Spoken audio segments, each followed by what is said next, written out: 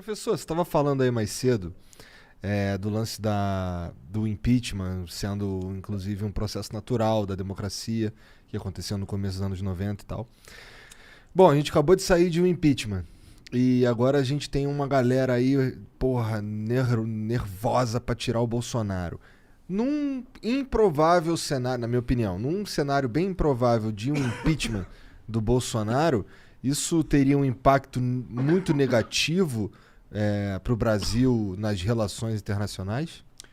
Olha, teve, assim, uma democracia, ela se consolida quando acontecem transições de poder da maneira planejada. Assim, impeachments acontecem, obviamente, eles são um pouco traumáticos, mas quanto mais a democracia consegue passar o poder de um governo que está terminando o seu mandato para outro, mais consolidada ela é, melhor vamos dizer, sua reputação também, sua estabilidade democrática, né? O que aconteceu nos Estados Unidos é um sinal de uma democracia muito fragilizada, que é a pessoa derrotada não aceitar reconhece a própria derrota. a própria derrota. Então, o que a gente teve nos Estados Unidos foi uma transferência não pacífica de poder. Morreram pessoas, né?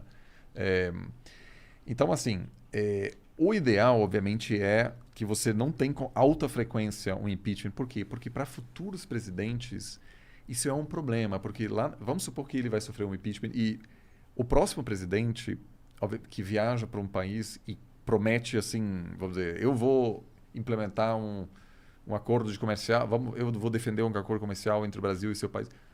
Outro lado, se pergunta, será que esse cara ainda vai estar no poder daqui a um ano? Porque já que tanta gente está sofrendo impeachment, então no Peru, por exemplo, isso tornou-se um problema sistêmico. A maioria dos presidentes estava enfrentando o risco de impeachment. Então, ninguém era muito difícil negociar com o presidente peruano. Agora, no caso, obviamente você também pode dizer, um presidente que viola a lei e não sofre impeachment também é um problema. Porque daí a percepção de fora é alguma coisa lá não está funcionando bem. Porque existem leis claras e quando o presidente viola essas leis, a princípio ele deve sofrer as consequências disso, inclusive porque isso pode abrir um precedente de que qualquer futuro presidente está vendo o que está acontecendo e diz, olha, o cara conseguiu dar um jeito, então eu posso continuar no mesmo estilo, basicamente, sem me preocupar com o As impeachment. leis não me atingem. Que é, vamos dizer, o maior teste da democracia, né? Se as leis atingem, assim, são aplicadas contra os poderosos. Os poderosos. Então, eu, obviamente, converso muito com pessoas que justamente defendem o impeachment imediatamente, mas eu conversei muito com pessoas nos Estados Unidos que trabalharam para impeachar o Trump. E aconteceu 2 vezes, e 2 vezes o Senado não ratificou o impeachment. No caso americano é um pouco diferente. O presidente pode sofrer impeachment no Congresso e se mantém no poder. Aqui é diferente. Quando o Congresso vota por impeachar o presidente, ele já é afastado. Entendeu? O Congresso que é mais poderoso, então. Nesse sentido. Sim. E muitas pessoas que detestavam o Trump diziam é importante o Trump perder uma eleição. Porque se você tira ele de lá, ele para sempre vai dizer eu fui tirado de maneira legal. Tudo bem, agora ele perdeu uma eleição e mesmo assim diz que foi. Então, assim, eu acho que há bons argumentos dos dois lados. E a gente está indo para o mesmo caminho aqui no Brasil, não tá? A gente vê o presidente puto com as urnas. O que é engraçado, porque ele foi eleito pelas urnas. Verdade, não reclamou. Não, e muitas vezes ao longo da sua carreira. Exato. Muitas vezes, repetidas vezes. Eu acho que a expectativa lá fora é que uma repetição do 6 de janeiro nos Estados Unidos, né? Ou seja, algo parecido aqui seria o melhor dos cenários.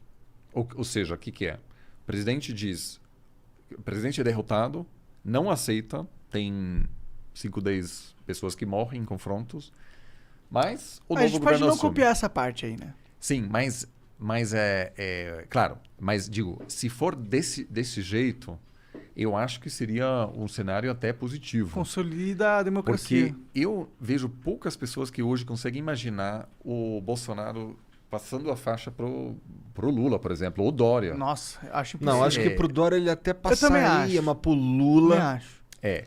Então, Pro assim... Lula também não. O cara falou tanto, vai voltar o PT. Então, eu Então- acho que ele daria um golpe só pro Lula não voltar. Então, assim, eu acho que isso assusta muita gente hoje, fora, que inclusive investidores que estão pensando...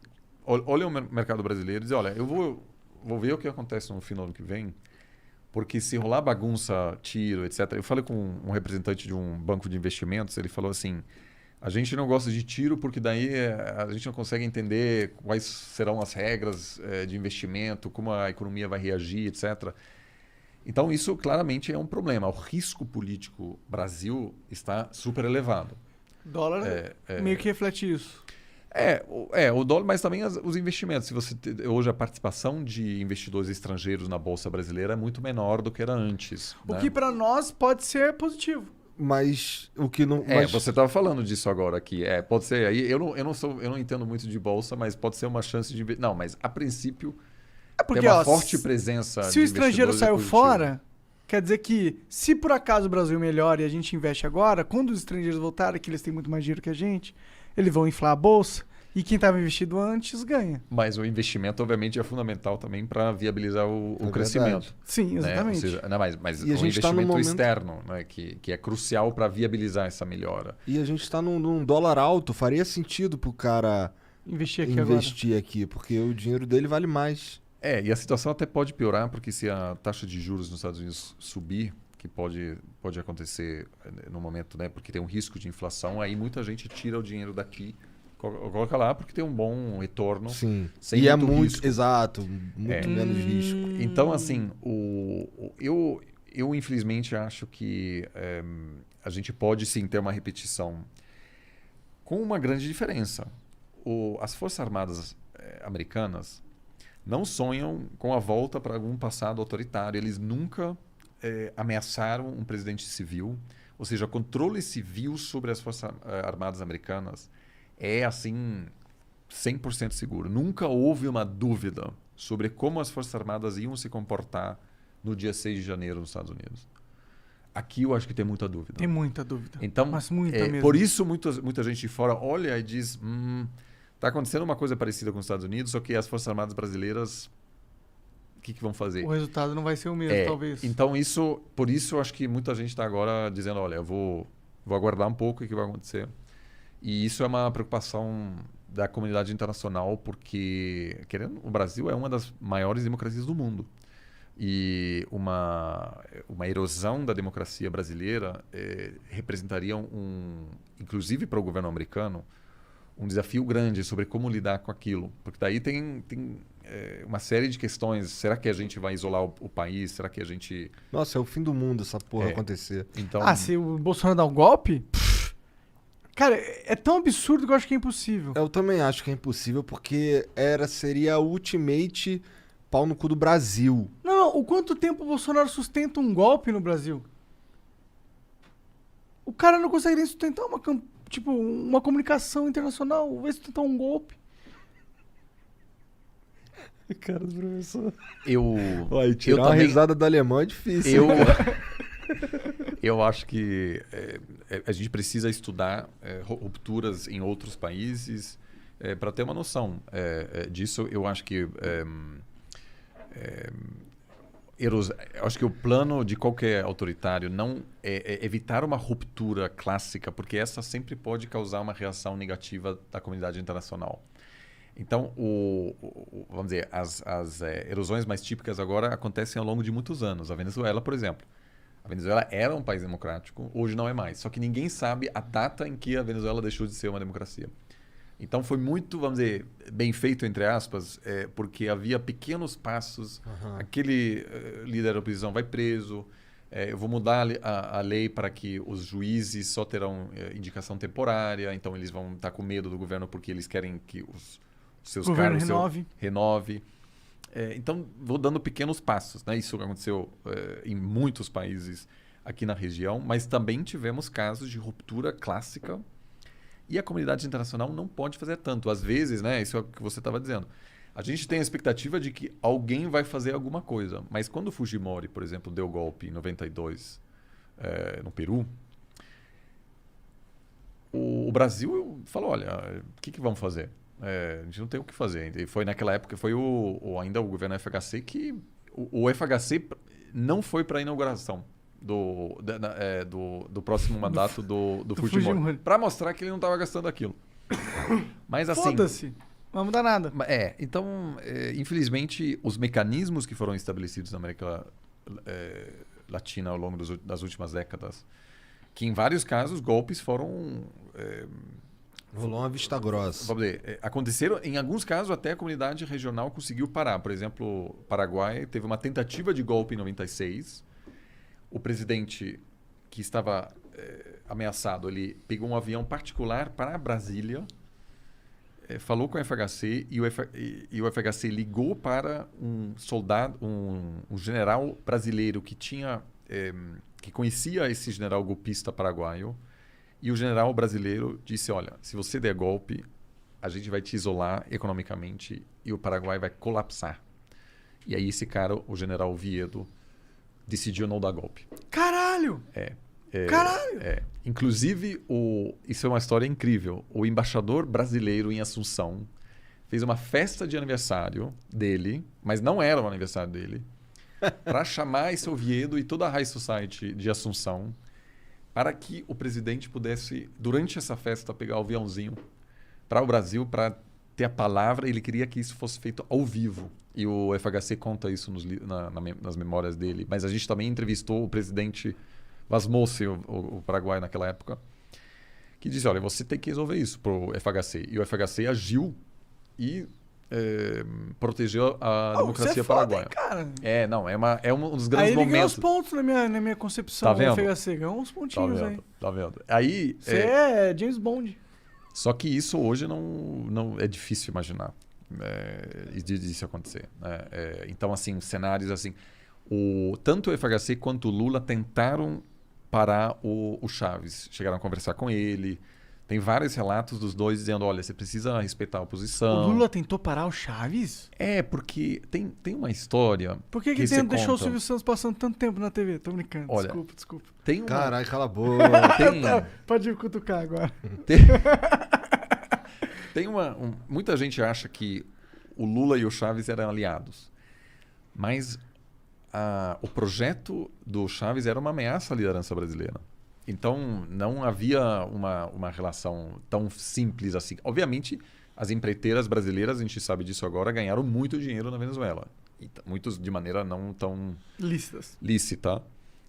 Mas essa aproximação teve, acima de tudo, interesses econômicos. Não, a visão de mundo do Lula é muito diferente do que o Chaves pensa, né? Enfim, então...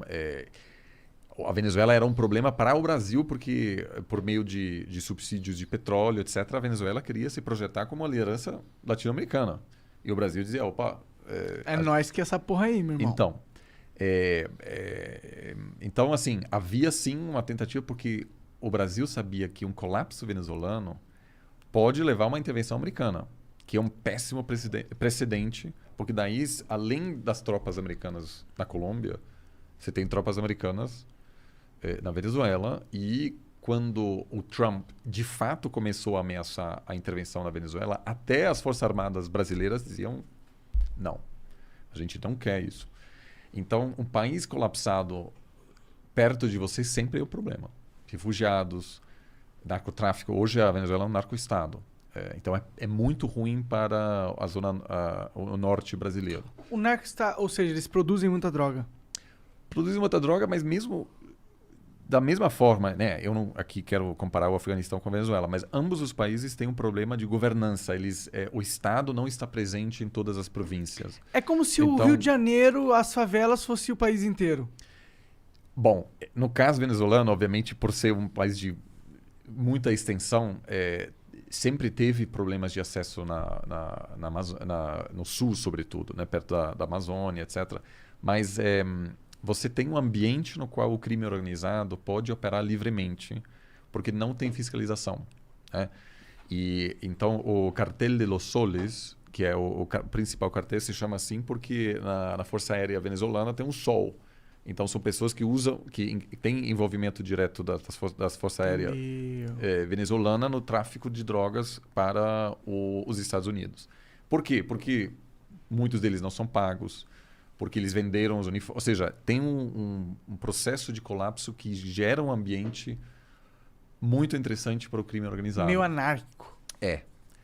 A Venezuela Meio anárquica hoje em dia. Então assim, nunca houve interesse nem do PT, nem de outros governos em ver a Venezuela colapsar, que infelizmente aconteceu.